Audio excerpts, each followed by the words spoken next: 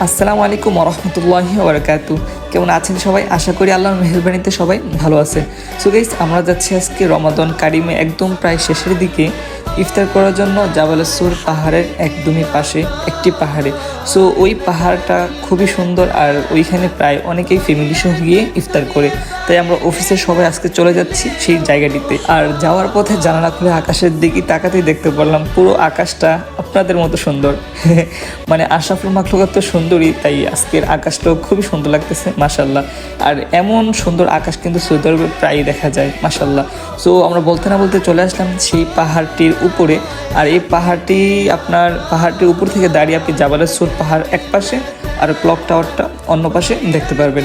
আর এদিক দিয়ে আরও একটা জিনিস দেখতে পারবেন যে সূর্যটা যে ডুবতেছে সেটাও একটু একটু দেখা যায়। আর এই সুন্দর দৃশ্যটা খুবই সুন্দর দেখা যাবে যখন আপনি এই জায়গাটিতে দাঁড়িয়ে হাতগুলি